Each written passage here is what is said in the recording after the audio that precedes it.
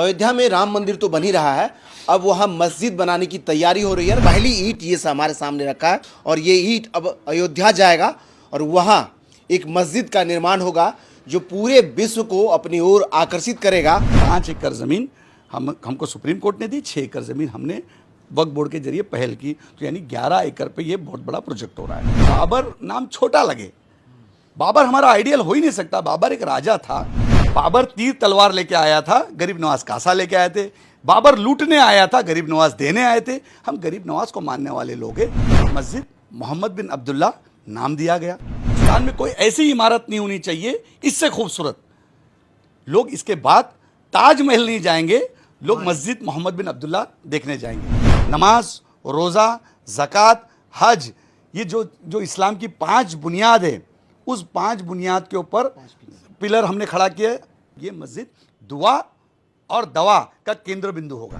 अयोध्या में राम मंदिर तो बन ही रहा है, अब वहाँ मस्जिद बनाने की तैयारी हो रही है। कहा जा रहा है कि देश का सबसे बेहतरीन मस्जिद या सबसे बड़ा मस्जिद बनाने के लिए वहाँ अब नींव रखने की तैयारी है। पहली ईंट ये हमारे सामने रखा है और ये ईंट अब अयोध्या जाएगा और वहाँ एक मस्जिद का निर्माण होगा जो पूरे विश्व को अपनी ओर आकर्षित करेगा। कैसा होगा स्वरूप? और पहली ईंट आप भेज रहे हैं, क्यों भेज रहे हैं? देखिए, बताते हुए खुशी महसूस करता हूँ कि ये मेरे माँ बाप की दुआ है कि हिंदुस्तान का सबसे बड़ा सब्जेक्ट जो पूरी दुनिया का जिसके ऊपर ध्यान था, हर दुनिया के मुसलमानों का ध्यान था, जो ज़िंदा है उनका भी और जो दुनिया से चले गए उनका भी, कि जल्द से जल्द ये मस्जिद के निर्माण हो। बहुत सारी ऐसी इसमें चीज़ें रुकी हुई थी कि किस तरीके से होगी। कुछ साल पहले कुछ उलमा हिंदुस्तान के मेरे पास आए, दारुल उलूम देवबंद से। उन्होंने मेरे पास बात रखी कि हाजी भाई, ये सब्जेक्ट कई साल से मस्जिद का काम रुका हुआ है, इसके ऊपर हमको काम करना है। तो मैंने उसकी सारी बातें पूछी और उनसे बात करने के बाद हमने एक बड़े आलिम मेरे घर आ रहे हैं और आने के बाद उन्होंने जब मेरे सामने पूरी बातें रखी तो मैं अयोध्या की तरफ चला गया।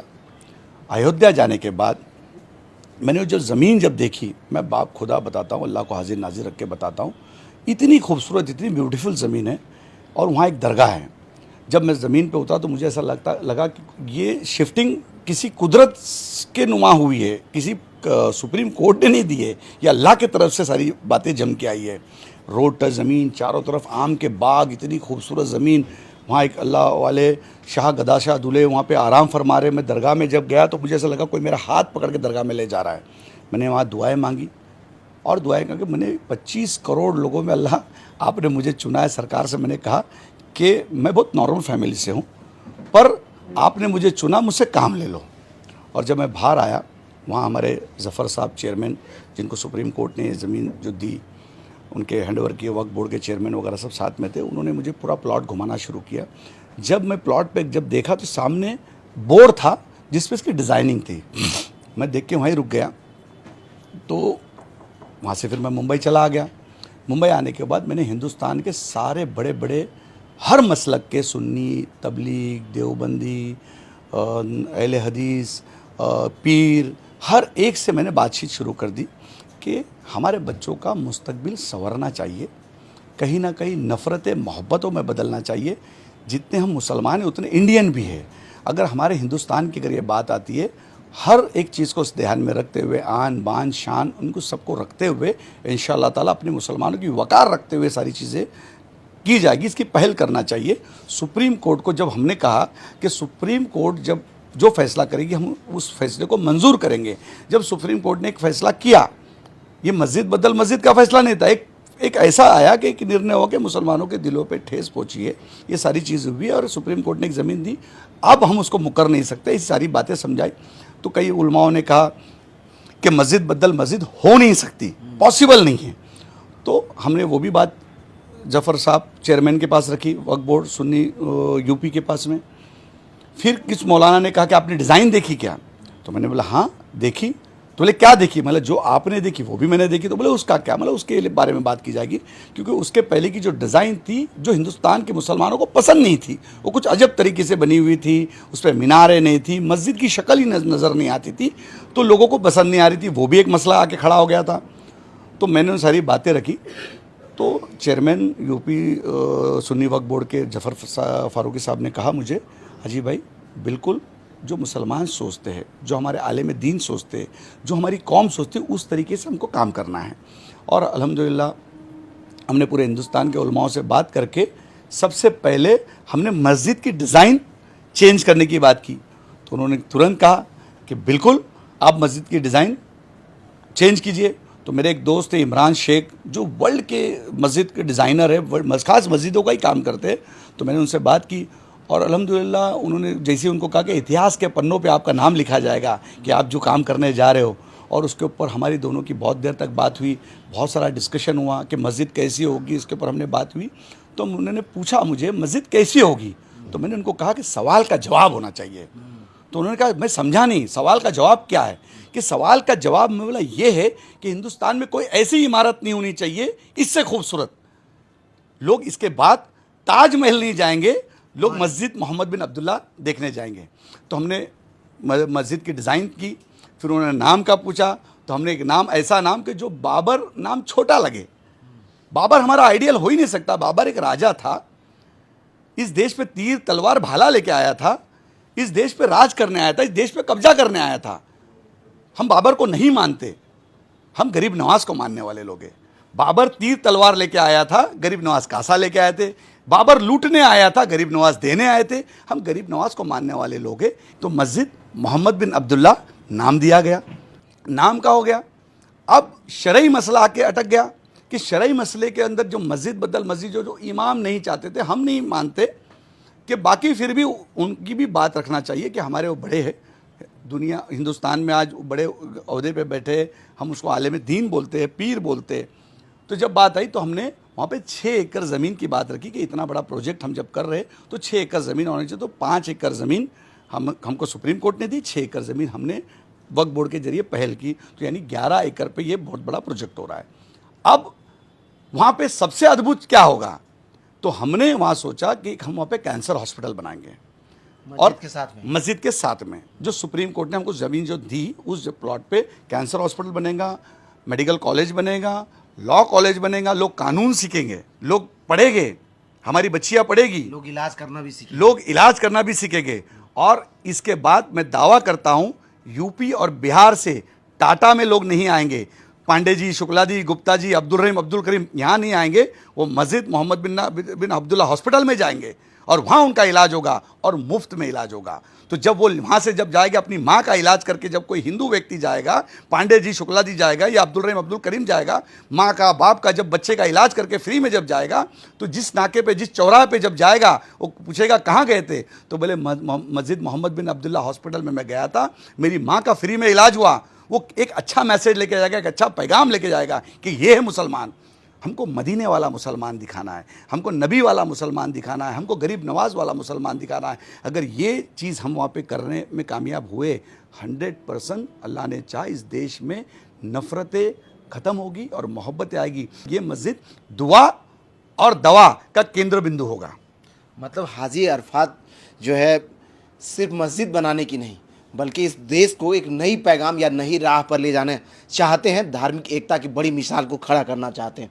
ये जो मस्जिद बनेगा, हमने सुना है कि उसमें 2 वजू खाने होंगे, एक तरफ में महिलाएं वजू करेंगी, दूसरी तरफ पुरुष, बीच में जो है एक एक्वेरियम आप लोग बना रहे हैं। मतलब इतना बड़ा सोच कैसे जनरेट किया आपने, किस किस लोगों ने प्रेरित किया, और जब ये कब से बनाने वाले हैं, कब इसका काम शुरू होगा, पैसे कहाँ से आएंगे इसके लिए? देखिए कैसा है कि अल्लाह का घर अल्लाह ही बनाता है, हमको पहल करना होता है। अगर हम अच्छी सोच रखेंगे, अच्छी पहल रखेंगे, तो पूरी दुनिया से मदद आएगी। हिंदुस्तान कोई गरीब नहीं है, मुसलमानों के पास पैसा है, सबके पास पैसा है। और ज़रूरी नहीं है कि जब हॉस्पिटल बनेगा, तो मेरे कई हिंदू दोस्त हैं, तो बोले हॉस्पिटल जब बनेगा तो हाजी भाई ज़रूर मुझे याद करना। तो ऐसी भी बातें जब आ रही है कि हम यूपी से, कोई बोलता हम बिहार से, हम झारखंड से, लोग बोलते, कोई बोलता लखनऊ से, कोई बोलता मैं बनारस से हूँ, और वो सब बड़े बड़े अहदे पे मुंबई में जब काम करते हैं, और अधिकारी खास तौर पर बड़े बड़े अधिकारी बड़ी बड़ी पोस्ट पे जब बैठने के बाद ये बातें सब सुन रहे हैं, तो उन लोग बोलते हम अप्रिशिएट करते हैं कि ये जो काम करने जब जा रहे हैं। और ये फिश एक्वेरियम वगैरह, तो हॉस्पिटल तो मेन हमारी ज़रूरत की चीज़ें, यही पैगाम है, यही एक पैगाम हमको देना हिंदुस्तान में नहीं, पूरी दुनिया में देना है कि यही जब नबी पाक सल्लल्लाहु अलैहि वसल्लम ने कहा तुम हिब्बुल वतनी हो जाओ, जिस देश में रहो उस देश से जितना तुम तुम्हारे धर्म से प्यार करते हो उतना तुम तुम्हारे देश से प्यार करो। तो हम अगर हमारे देश से प्यार करते हो तो देश के लोगों से प्यार होना चाहिए। अगर हम एक दूसरे को जब मोहब्बत देंगे तो मोहब्बत मिलेगी, नफ़रत देंगे तो नफ़रत मिलेगी। तो हम मोहब्बत कैसा देंगे, जो इतना बड़ा मामला जो लोग भूल नहीं पा रहे। आज मुझे यकीन है कि जब वो मस्जिद बनेगी, मस्जिद बनने के बाद 2 रकात जब नमाजें होगी तो लोग कब्रों में से दुआ देंगे। जो बेकसूर मारे गए, जिनका कोई लेना देना नहीं था, ठेले वाला था, रास्ते पे था, ऐसे कई लोग जो बेकसूर, जिनका कोई दूर दूर तक पता ही नहीं था उनको क्या हो रहा है, और उन लोगों के लिए जब 2 रकात नमाज पढ़ी जाएगी और दुआ होगी तो ता क़यामत तक वो दुआ देगी। और मेरी नस्लों को, मेरे बच्चों को, मेरे ख़ानदान को इसका सवाब, मेरी माँ को सवाब, पिताजी को सवाब मिलेगा। लोग इस दुनिया में, मुझे यकीन है ये प्रोजेक्ट, ये जब से मैं कर रहा हूँ तो पूरे हिंदुस्तान से दुआओं से नवाज रहे। आज आने वाली नस्लें को, मेरे बच्चे जब रास्ते पे जब निकलेंगे तो लोग रिस्पेक्ट से बोलेंगे कि इनका बाप हाजी अराफात शेख है। ये एक चीज़ सोची हमने वहाँ पे। एक फिश एक्वेरियम बनाने का हमने क्यों सोचा कि एक टूरिज़्म किस तरीके से वहाँ पे अट्रैक्ट करेगा। तो एक दुबई से बड़ा फिश एक्वेरियम बना रहे हैं हम लोग कि 2 महिला और पुरुष के बीच में जो वज़ू खाना है उसके बीच में कांच के अंदर खूबसूरत मछली को, जब बच्चे जब जाएंगे तो वज़ू भी करेंगे और बड़ी बड़ी मछलियों को देखेंगे तो एक नई चीज़ नज़र आएगी। हम अद्भुत कुरान बना रहे हैं, और अद्भुत कुरान, दुनिया का सबसे बड़ा कुरान, जो 2 कुरान बन रहे हैं, एक में लगेगा, मस्जिद के अंदर होगा, और वो कुरान, उसकी लंबाई होगी 21 फीट और खुलेगा तो 18 फीट पे खुलेगा। मतलब क्या 21 और 18 फीट का कुरान बनेगा? दोनों तरफ में 2 बनेगा। एक कुरान जाएगा पूना में, मेरे वालिद हजरत सलामती पीर रहमतुल्लाह अलैह, जो बहुत बड़े पीर है, जिनकी दरगाह पूना देहू रोड में है। तो एक कुरान जो रहेगा वो पूना में रहेगा, जो हरे रंग का बन रहा है, जिसकी हर पहला हुर्फ मीम से शुरू होगा, वो पूना में रहेगा। और जो दूसरा जो कुरान जो अयोध्या में धनीपुर में मस्जिद मोहम्मद बिन अब्दुल्ला में रहेगा, वो केसरी रंग का रहेगा, जो काफ से उसकी हर हुर्फ शुरू हो गए और देखने में भी अद्भुत होगा। मतलब अयोध्या में है इसलिए आप लोगों ने केसरिया रंग चुना है उसके लिए? नहीं, केसरिया रंग आपको मैं बताता हूँ, केसरिया रंग हमारी सरकार गरीब नवाज का है, जिसको हम चिश्तिया कलर बोलते। ये हिंदुओं का नहीं हम मानते केसरी रंग हमारा है, क्योंकि सरकार गरीब नवाज दुशाला वो पहनते थे, उनके कपड़े का कलर भगवा होता था। तो भगवा जितना हिंदुओं का है उतना हमारा भी है। तो अगर भगवे से प्यार करेंगे, हम भगवे को इसलिए प्यार करते क्योंकि वो गरीब नवाज के दुशाले का कलर है, क्योंकि गरीब नवाज को हम मानते, इसलिए उतना। क्योंकि आइडेंटिटी हरा अगर कहते तो हरियाली खूबसूरती की निशानी है। जैसे मुसलमानों को बोले तो हरा रंग का कहा गया, तो जैसा पूरा महाराष्ट्र के अंदर हरियाली है, पहाड़ है, आप जब देखते हो उस तरीके से उस कॉन्सेप्ट हमने सोचा कि ये हिंदू और मुसलमान, जबकि देहू अगर मेरा गांव तो वहाँ पे भी भगवा होना चाहिए था, क्योंकि वो संत तुकाराम महाराज का गांव है। सबसे बड़ी, अगर हिंदुस्तान की सबसे बड़ी अगर मंदिर संत तुकाराम महाराज की, जिसको प्राइम मिनिस्टर मोदी जी ने अभी जिसका उद्घाटन हुआ था, तो उस गांव का ये रहने वाला हाजी अराफात शेख है। मैं संतों को हम मानते, ये संतों की भूमि पे हम रहने वाले लोग हैं। तो हम चाहते हैं कि वहाँ पे जब यूपी के अंदर जब जाए तो 100% धनीपुर लोग जाए, देखे। उस मस्जिद की डिज़ाइनिंग के अंदर हमने एक और नई चीज़ लाई है। जब मगरिब की अजान होगी 6:30 जो 7 बजे, तो यूपी में ठंडी होती है, जल्दी रात होती है, जैसी अजान होगी वैसा पानी का फुहारा ऊपर आएगा, अल्लाह अकबर, पानी बातें करेगा। अजान जो होगी पानी पे होगी, आवाज़ जैसे अल्लाह अकबर, पानी ऊपर उछलेगा, और उसी वक्त मस्जिद की ऑटोमेटिक लाइटें शुरू होना चालू हो जाएगी मगरिब के वक्त, क्योंकि चांद और सूरज को इस्लाम धर्म में बहुत अहमियत दी गई है। तो जैसी मगरिब की अजान होगी वैसे लाइटें शुरू होंगी, और जैसी फजर होगी, सुबह का सुबह वक्त आएगा तो ऑटोमेटिक लाइट्स बंद होना चालू होगी। तो लोग देखने अद्भुत जाएंगे। मगरिब के वक्त हमको अजान का पानी किस तरीके से नाचता है वो ज़रूर देखने जाएंगे, लाइट्स देखने जाएंगे कि मस्जिद की लाइट्स कैसा ऑटोमेटिक शुरू हो रही। तो ऐसी कुछ चीज़ें हमने वहाँ पर सोची है कि लोग जाने के बाद देखें।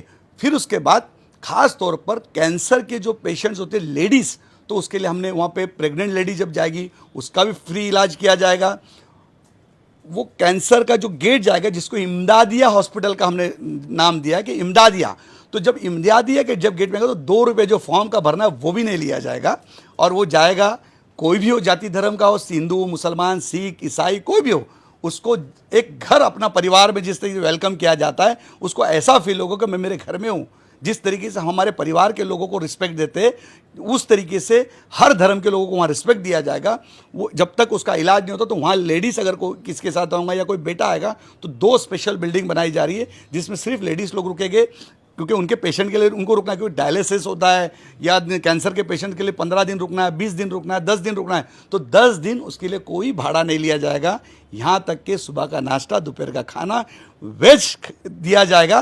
कि ये हमने अपने आप से सोचा कि सभी जाति धर्म के लिए अब हम बात करें तो मटन मच्छी वहाँ पे हमने सोचा कि वहाँ नहीं रखेंगे, और सभी लोगों के लिए सादा खाना सादा रहेगा, जिससे सेहत भी अच्छी होगी और किसी धर्म का कोई व्यक्ति को ये भी नहीं लगेगा कि इसके किचन के अंदर मटन मच्छी बनी है। वो भी अच्छे तरीके से जो अपने धर्म का पालन करते हुए आएगा, और उसके किचन तक के, हमारे किचन तक के एक हिंदू व्यक्ति जब जाएगा तो वो अभिमान से जाएगा, रिस्पेक्ट जाएगा, कि उसको लगेगा कि ये मुसलमानों के मस्जिद का किचन नहीं है, मुसलमान के हॉस्पिटल का किचन नहीं है, हमारा किचन है। और वो जाके वहाँ पे दाल चावल जो भी खाना है रुबाब से खाएगा। इस तरीके से हमने एक एक बारीक बारीक चीज़ों को। सामने हमारा वो ईंट रखा जो पहली ईंट है, यहाँ से मुंबई से अयोध्या जाने वाला है। इसका क्या खासियत है, क्या नायाब है, बड़ा अनोखा लग रहा है, क्या लिखा हुआ है इसके ऊपर? देखिए, एक ईंट के ऊपर लिखा है मस्जिद मोहम्मद बिन अब्दुल्ला, और उस पर पूरा ऊपर जो लिखी हुई आयत लिखी हुई है कि ये ईंट कौन लगाता है, मस्जिद तामीर कौन करता है, उसकी दुआएं लिखी हुई है। दूसरे साइड से नबी के पूरे परिवार का नाम है, इमाम हसन, इमाम हुसैन, सभी चारों खलीफाओं का नाम है।